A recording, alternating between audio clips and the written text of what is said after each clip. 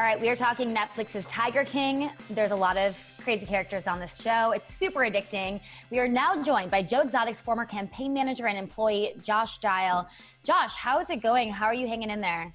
Hey, well, kind of adapting to being like a semi 15-minute fame type celebrity. It's a little overwhelming. I mean, I just work a simple job. I live a simple life in a simple apartment. So it's just been wild. It's crazy. So how did you even get involved with this campaign, or how did you even get involved with Joe? Well, I've always known Joe, and I had some respect for Joe like beforehand because he came out. He was a openly gay man back in the day when you could really get hurt, physically, lose your job, all that stuff, the AIDS epidemic, and he was an out gay man then. And I felt it my duty to go up to him and thank him, for being a trailblazer. So my gay generation, so we can further the fight. And that's how me and Joe's friendship started all those years ago. I mean, people really seem to have a soft spot for Joe.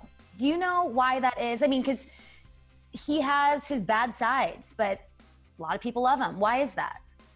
I really don't know. He's just got some like kind of Jim Jones kind of charisma, or I don't know what it is. He's just got that mojo, if you will, that people want to follow him.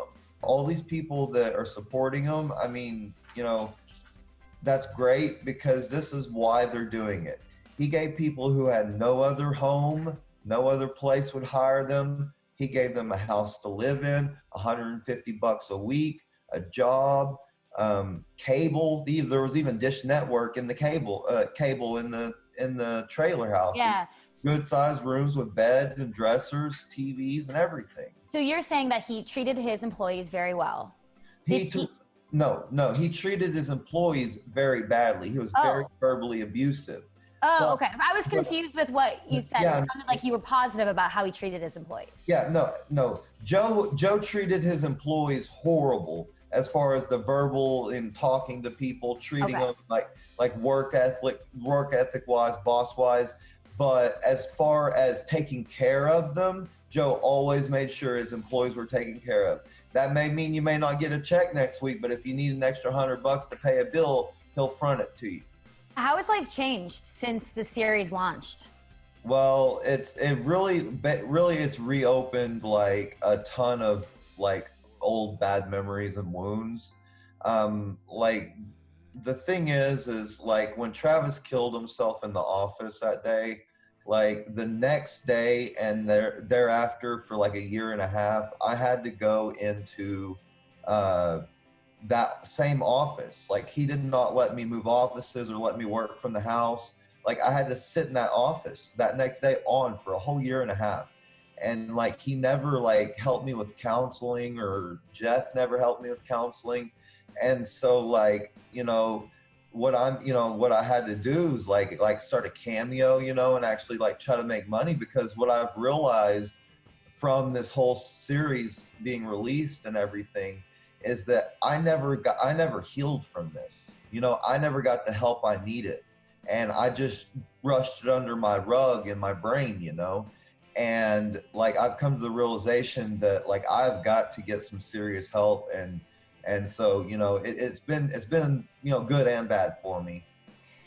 Yeah, I mean, look, a tragedy like that, I imagine it's really difficult to go back and revisit. I was sitting in a chair, looking at him when he put the gun to his head. When I watched it on the series, it was honestly the most shocking part of the entire show, and it was so sad. I mean, you were there. If you can you take us back to that moment? Yeah, I mean, Travis, he come in. He was actually in the office, sitting about 5 feet across from me at the desk, right below the camera, which is why you can't see him. You can only see me because that camera is like right above him. And he was actually in the office waiting on a package because, that's where the packages got delivered. And while he was waiting, he pulled out a gun. He said, "Hey, Joe bought me a new gun." And I was talking to him, and he said, "Yeah, it's a Ruger." I said, oh, okay. And I said, he said, you know, a Ruger won't fire without a clip in it. And like this next part has brought me like a lot of guilt and a lot of pain, like even like bringing it up like right now. And it's the fact that like I said, really? And when like, I feel like if I wouldn't have said really, then his next move would not have been to do this and then pull the trigger. But you can't, I mean, you can't blame yourself.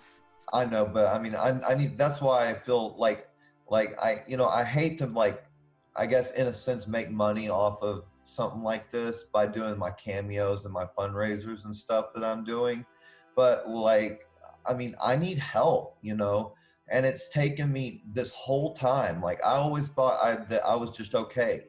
You know, I woke up the next day and I guess somehow like it was such a shock that it's just like just now hitting me, you know, it's just crazy. When that happened, what was the immediate steps afterwards? I mean, I know you have a lot of PTSD from it, but you know, did you have to take care of the body? I mean, what exactly happened after that happened? No, I mean, like, cause for 20 seconds I was like this, you know, and I was actually saying something to him, cause you know, he was still like this. And I mean, I was looking at him eye to eye, you know, and you know, at this point the blood was just coming out of his head, but it looked fake. It looked like something out of the movie. So I was like thinking that he maybe had some kind of gag or it was just shooting blood out. And I was looking at him in his eyes and saying, Travis, are you freaking joking? You know, please tell me this is a joke. And then his head went back like that, just completely. And I don't know at what point, like, I stopped doing this and got up but when his head went back, that's when I realized it wasn't a joke and he was dead. And then as soon as I went out of shock, it feels like, for me, it feels like it was 20 years, but I mean, however long it was. That's horrible. And I'm really sorry that was something you had to witness. Were you the one that told Joe, or what was his reaction immediately when it happened? I was still in shock. So what I did is when I finally got up and was able to get up, I walked to the front gift shop, just probably 10 feet ahead, but there was a partition. So, you know, by that, it was he had it so close to his head. There was actually customers in the gift shop when it happened, 10, 15 feet away from this. There was just a partition, and he had it pushed so tightly against his head that it was just a pop. And then, you know, they didn't know what happened. No one even knew. That's why I had to get up and go in there. That's why no one rushed in there immediately. And so I went in there and I told George, who was the cashier, who, you know, admitted people into the zoo. I honestly can't remember what I said to him. I think I just said something like Travis just killed himself, something like that. And he called Joe. And all I can't remember anything except for I tried to go back in because I thought I might be able to save him, but they pulled me out and told me go sit on the porch. And just the cries of pain I heard from Joe when he got back, it was horrible.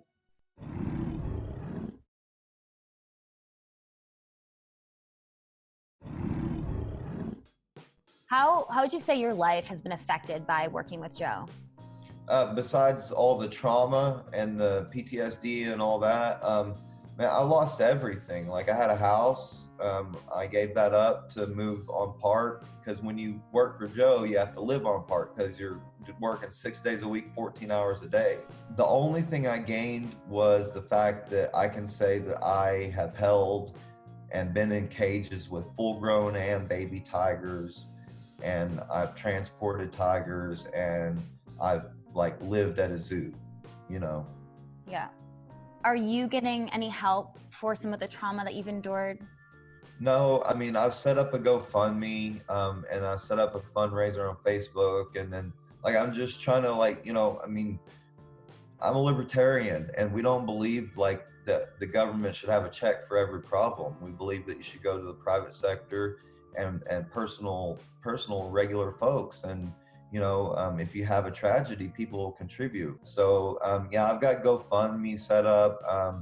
I'm hoping to go past our goal of 5,000 and just keep going.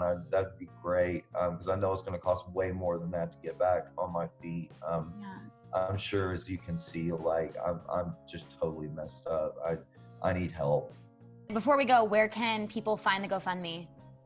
Well, on my Facebook, if you look on Facebook, Joshua Dial, DIAL, that's where all my fundraisers are.